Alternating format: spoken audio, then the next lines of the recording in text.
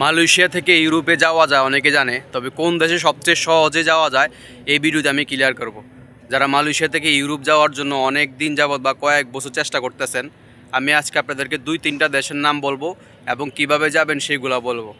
যদি যারা ইউরোপে যাওয়ার ইচ্ছুক এই ভিডিওটি দেখুন এবং সাবস্ক্রাইব করে পাশে থাকুন পরবর্তী ভিডিও পাওয়ার জন্য। আমি আপনাদেরকে সর্বপ্রথম সাজেস্ট করবো হচ্ছে মালয়েশিয়া থেকে স্লোভাকিয়া, মন্টিনেগ্রো, বসনিয়া, 3টা দেশ। এই 3টার মধ্যে সবচেয়ে ভালো হচ্ছে বর্তমানে স্লোভাকিয়া এবং বসনিয়া, এবং আছে মালদোভা। তবে এই 3টাই ভালো।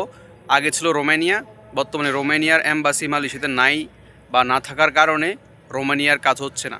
তো বিগত দিনগুলোতে 2022 থেকে 25 পর্যন্ত মালয়েশিয়া থেকে রোমানিয়া সবচেয়ে বেশি মানুষ গেছে ইউরোপে। সো বর্তমানে যদি আপনি ইউরোপে যেতে চান তাহলে স্লোভাকিয়া আপনার জন্য বেস্ট হতে পারে। সো মালয়েশিয়া থেকে স্লোভাকিয়া কীভাবে যাবেন আমি সাজেস্ট করব, আপনারা খুব অথেন্টিক ভালো একটা এজেন্সির সন্ধান নেবেন।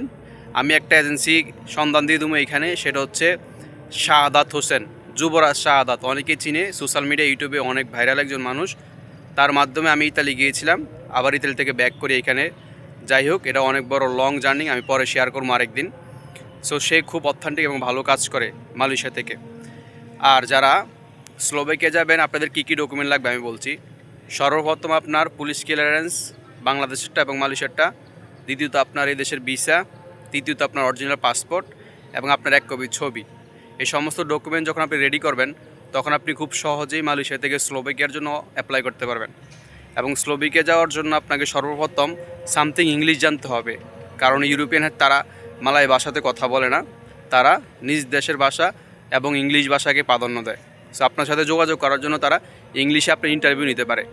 তবে স্লোভাকিয়ার পারমিট যদি চলে আসে একবার, ভিসা কনফার্ম মনে করবেন। এটা হচ্ছে স্লোভাকিয়ার মানে কার্যকর। এবং বাইরে যে দেশগুলো আছে, বসনিয়া বলেছি, বসনিয়া যাই তো একই ডকুমেন্ট লাগে। আপনার ভিসা থাকতে হবে, লিগ্যাল থাকতে হবে, মালয়েশিয়াতে কমপক্ষে 3 থেকে 4 বছর স্টে করতে হবে, তখন আপনার ভিসা হওয়ার চান্সটা অনেকটা বেড়ে যায়। কেমন?